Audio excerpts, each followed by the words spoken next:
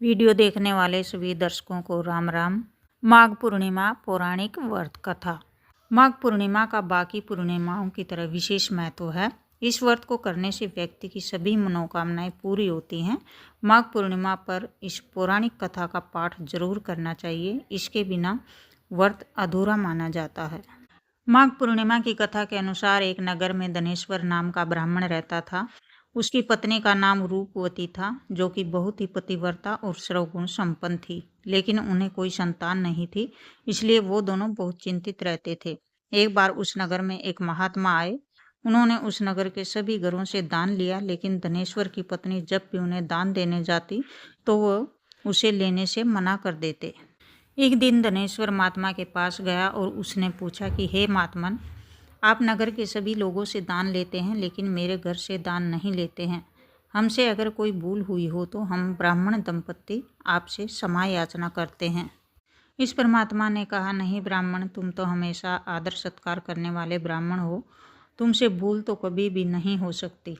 महात्मा की बात सुनकर धनेश्वर हाथ जोड़कर बोला, हे मुनिवर, फिर आखिर क्या कारण है? कृपा हमें उसे अवगत कराएं। इस पर महात्मा बोले, हे ब्राह्मण, तुम्हारे कोई संतान नहीं है। जो दंपत्ति निसंतान हो उसके हाथ से भिक्षा कैसे ग्रहण कर सकता हूँ? तुम्हारे द्वारा दिया गया दान लेने के कारण मेरा पतन हो जाएगा। बस यही कारण है कि मैं तुम्हारे घर से दान स्वीकार नहीं करता। महात्मा के ऐसे बोल सुनकर धनेश्वर उनके चरणों में गिर पड़ा और विनती करते हुए बोला, हे महात्मन, संतान ना होना ही तो हम पति पत्नी के जीवन की सबसे बड़ी निराशा है। यदि संतान प्राप्ति का कोई उपाय हो तो बताने की कृपा करें मुनिवर। ब्राह्मण का दुख देखकर महात्मा बोले, हे ब्राह्मण, तुम्हारे इस कष्ट का एक आसान तरीका है। तुम्हें 16 दिनों तक श्रद्धापूर्वक काली माता की पूजा कर उन्हें प्रसन्न करना होगा। फिर उनकी कृपा से अवश्य तुम्हें संतान की प्राप्ति होगी। इतना सुनकर धनेश्वर बहुत खुश हुआ। उसने महात्मा का आभार प्रकट किया और घर आकर पत्नी को सारी बात बताई। इसके बाद धनेश्वर माँ काली की उपासना के लिए वन चला गया। ब्राह्मण ने पूरे 16 दिन तक काली माता की पूजा की और उपवास रखा। उसकी भक्ति देखकर और विनती सुनकर काली माता ब्राह्मण के सपने में आई और बोली, हे धनेश्वर, तू निराश मत हो। मैं तुझे संतान के रूप में संतान की प्राप्ति का वरदान देती हूँ, लेकिन 16 साल की अल्पायु में ही उसकी मृत्यु हो जाएगी। काली माता ने कहा, यदि तुम पति पत्नी विधि पूर्वक 32 पूर्णिमा का व्रत करोगे तो तुम्हारी संतान की आयु लंबी हो जाएगी। प्रातःकाल जब तुम उठोगे तो तुम्हें यहाँ आम का एक पेड़ दिखाई देगा। उस पेड़ से एक फल तोड़ना और ले जाकर अपनी पत्नी को खिला देना। शिवजी की कृपा से तुम्हारी पत्नी गर्भवती हो जाएगी। इतना कहकर माता अंतर्ध्यान हो गई। प्रातःकाल जब धनेश्वर उठा तो उसे आम का एक पेड़ दिखा, जिस पर बहुत ही सुंदर सुंदर फल लगे हुए थे। धनेश्वर ने एक फल तोड़ा और अपनी पत्नी को दे दिया, जिसे खाकर उसकी पत्नी कुछ समय बाद ही गर्भवती हो गई। अब दंपत्ति काली माँ के निर्देश के अनुसार हर पूर्णिमा पर दीप जलाते रहे। कुछ दिन बाद भगवान शिव की कृपा हुई और ब्राह्मण की पत्नी ने एक सुंदर बेटे को जन्म दिया, जिसका नाम उन्होंने देवीदास रखा। जब पुत्र 16 वर्ष का होने को हुआ तो माता पिता को चिंता होने लगी कि इस वर्ष उसकी मृत्यु न हो जाए। इस पर उन्होंने देवीदास के मामा को बुलाया और कहा, तुम देवीदास को विद्या अध्ययन के लिए काशी ले जाओ और 1 वर्ष बाद आना। दंपत्ति पूरी आस्था के साथ पूर्णमासी का व्रत कर पुत्र के दीर्घायु होने की कामना करते रहे। काशी प्रस्थान के दौरान मामा बांजे एक गांव से गुजर रहे थे।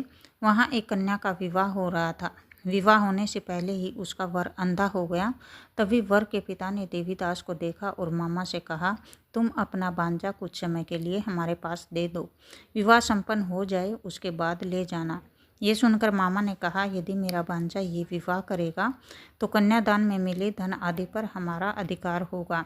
वर के पिता ने मामा की बात स्वीकार कर ली और देवीदास के साथ कन्या का विवाह संपन्न करा दिया। इसके बाद देवीदास पत्नी के साथ भोजन करने बैठा, लेकिन उसने उस थाल को हाथ भी नहीं लगाया। ये देखकर पत्नी बोली, स्वामी, आप भोजन क्यों नहीं कर रहे हैं? आपके चेहरे पर यह उदासी कैसी? तब देवीदास ने सारी बात बताई। यह सुनकर कन्या बोली, स्वामी, मैंने अग्नि को साक्षी मानकर आपके साथ फेरे लिए हैं।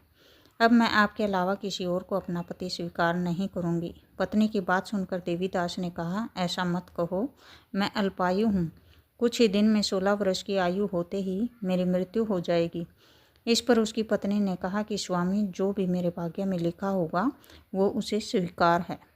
देवीदास ने उसे समझाने की बहुत कोशिश की, लेकिन वो नहीं मानी।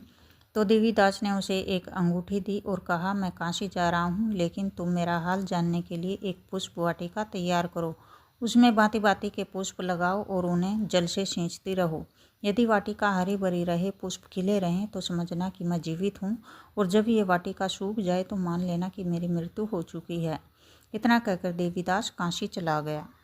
अगले दिन सुबह जब कन्या ने दूसरे वर को देखा तो बोली, ये मेरा पति नहीं है, मेरा पति काशी पढ़ने गया है। यदि इसके साथ मेरा विवाह हुआ है तो बताइए कि रात्रि में मेरे और इसके बीच क्या बात हुई थी और इसने मुझे क्या दिया था। ये सुनकर वर बोला, मुझे कुछ नहीं पता, और पिता पुत्र वहाँ से वापस चले गए।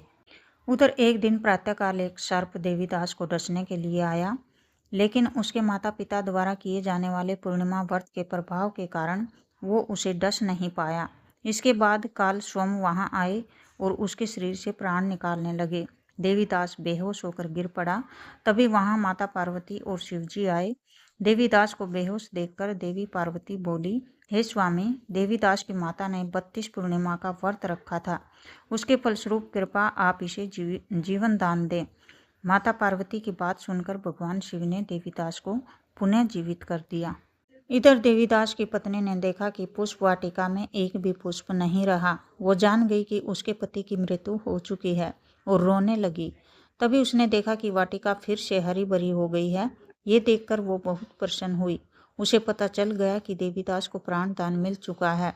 जैसे ही देवीदास 16 वर्ष का हुआ, मामा भांजा काशी से वापस चल पड़े।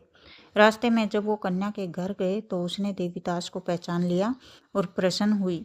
धनेश्वर और उसकी पत्नी भी पुत्र को जीवित पाकर खुशी से भर गए। तो फ्रेंड्स, यही थी कथा।